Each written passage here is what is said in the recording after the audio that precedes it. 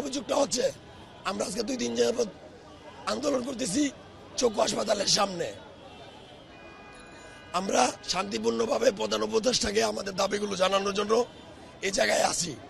আমাদের মিটিংয়ের সামনে দিয়া কিছু অতর্কিত লোক যেন আমরা না ঢুকতে পারে পূর্ব পরিকল্পনা অনুযায়ী আমরা যার যার MIS স্বাস্থ্য খাতের কার্ড লয়ে আইছি। সবাই যেন আমরা একজন জিজ্ঞেস করলে পরিচয় দিতে পারি আমি আহত।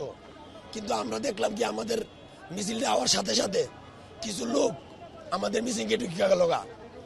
আমি আইসার সাথে সাথে এই জায়গায় পুলিশ দাঁড়ানো, 2 জন অফিসার, বললাম স্যার আমাদের মিছিলে কিছু অতর্কিত লোক ঢুকিয়ে গেছে গা, আমাদের MIS আছে, আমাদেরকে আলাদা করেন, আর যাদের MIS নাই তাদেরকে আলাদা করেন, তাইলে ধরা পড়ে যাবো কেটা কেটা ঢুকছে। তিনি কোনো পদক্ষেপ নিলেন না এবং একটা বিশৃঙ্খলা রাখছে। মাথায় আছে, ম্যারাডোনাস আছে, পায়ের নিচে আছে। আমাদের কি অবস্থা দেখতে পাচ্ছেন? আমরা কি কারণে এখন আবার যুদ্ধ করতে নামবো রাস্তায়? ভাই আমরা আজ 2 দিন ধরে আন্দোলনে আছি এবং আমরা কোনো শৃঙ্খলা ভাবে এবং যে এখন বর্তমানে রাষ্ট্রপতি আছে তার বিরুদ্ধে আমরা কোনো কথা বলি নাই।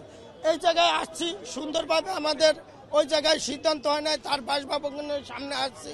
আমাদের পরিচিত কিছু অফিসাররা আছে, তাদের সাথে আমরা কথা বলছি, স্যার আমরা কি করতে পারি? বললো যে তোমরা থাকো, আমরা দেখতেছি কি করা যায়। এই জায়গায় কিছু কিছু আছে দালাল, যারা মনে করেন স্বার্থ পাইছে, এরা তো মনে করেন ছাত্র, এরা তো আমাদের মতন মূর্খ না। এরা মোবাইলের মাধ্যমে মনে করেন অনেক কিছু করে, অনেক কিছু পাইয়া এরা মনে করেন এই জায়গায় আইয়া এখন লাশ পর্যন্ত একটা গ্যাঞ্জাম সৃষ্টি করে দিচ্ছে। ভাই আমরা যদি ভুয়াই হইতাম আমাদের পাগুলা কি এইভাবে হওয়ার কথা? ভাই আবার আরেক পুলিশে বলে হইলো খেলা হবে, আসো তোমরা, এটা কি কথা হইলো? স্যার এই মাত্র বলছে আপনার লোক, জিজ্ঞেস করেন মাসুদ স্যার, না হলে জিপটা কাটতে হারাই দেবো স্যার, জিপটা কাটতে আমি ফালাই দেবো স্যার।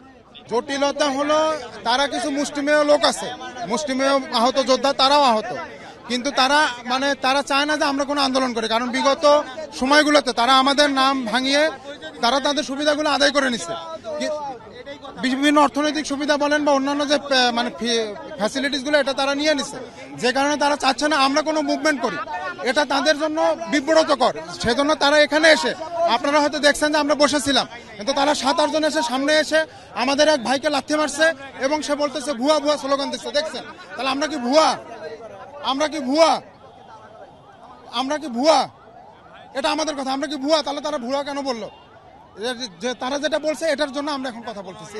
এই হলো তারা এখানে বিশৃঙ্খলা সৃষ্টি করছে। আমরা কোনো ডেমনস্ট্রেশনে যাইনি, আমরা কোনো উশৃঙ্খলা করিনি, আমরা কোনো কিছুই করিনি, আমরা এখানে বসেছিলাম।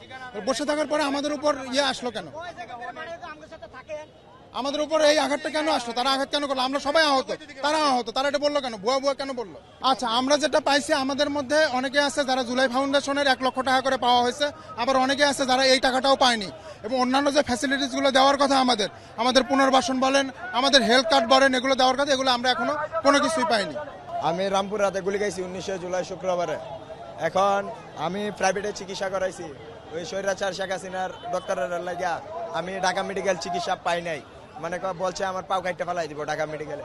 পরে প্রস্রাবের কথা বললা, পরে আমার আম্মু ঢাকা মেডিকেলের পাশে জেনারেটাল হসপিটাল নাজিমুদ্দিন রোড পরে নিয়ে 2 লাখ টাকা ক্ষতিগ্রস্ত হয়েছি আমি।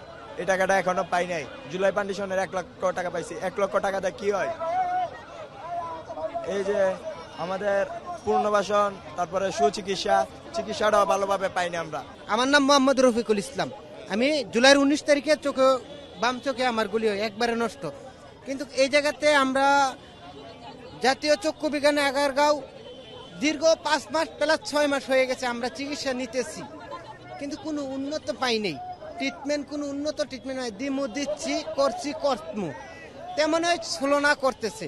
কালকে রাত্রের থেকে এই পর্যন্ত আমরা রাজপথে অবস্থান নিছি, কিন্তু এই মুহূর্তে এই জায়গাতে স্থান নিছি এবং আমরা এই জায়গাতে যারা আসছি কেস আইডি যেটা ভেরিফাই হয়ে গেছে, আমরা সেই কেস আইডি চেক করে আমরা লোককে এই জায়গাতে আনছি যাতে আমাদের সাথে কোনো দূষর না আসতে পারে। কিন্তু হুট করে 8-10 জন লোক ঢুকে গেছে সামনে, আইসা বলতেছে আমাদের কোনো দাবি দাবা নাই, আমরা অরিজিনালে আসছি দাবির জন্য। ওরা 8-10 জন বলতেছে আমাদের কোনো দাবি দাবা নাই। কেন বলবে? তার মানে কি? তার মানে তারা কিছু খাইয়ে বলছে, যে কোনো ঘুষের মাধ্যমে বড় অঙ্কের টাকা খেয়ে নিছে, তার জন্য বলতেছে বলে আমরা কিছু দাবি নাই। আমাদের অবশ্যই দাবি আছে, আমাদের সুচিকিৎসার দরকার, আমাদের পুনর্বাসনের দরকার, আমাদের রাষ্ট্রীয় সম্মানের দরকার, অধিকার পাওয়ার আশা আছে। আমরা অধিকার দিতে হবে। আমরা চুরি করার জন্য চোখ হারাই না, রাজপথে চোখ হারাইছি, দেশের জনগণের জন্য দেশে চোখ হারাইছি, দেশের জন্য চোখ হারাইছি।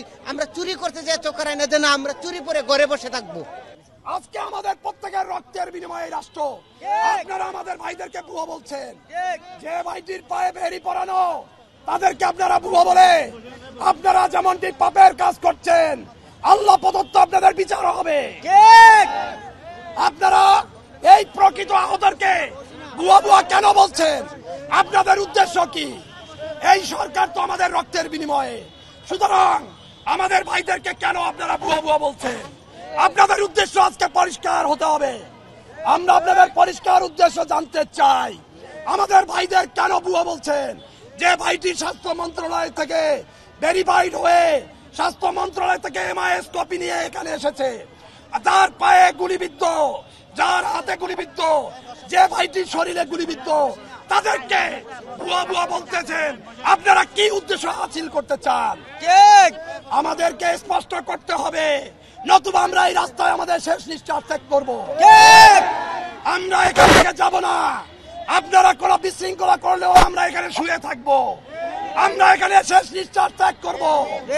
আমরা এই রাষ্ট্রের জন্য অর্ধেক জীবন দিয়ে দিয়েছি, বাকিটুকু আমরা দিতে ভয় পাই না।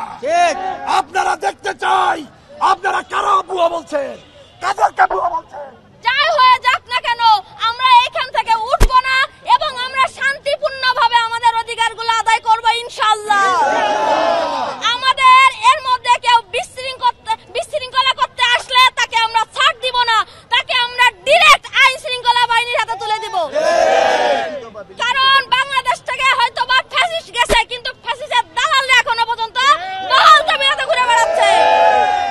আপনাদের সবাইকে বলবো, আমরা যারা প্রকৃত আহত তারা সবাই আমরা এখানে শান্তিপূর্ণ ভাবে বসে আমরা আমাদের অধিকারের কথা বলবো এবং এই মুখে আর কোনো আশ্বাস আমরা মানবো না।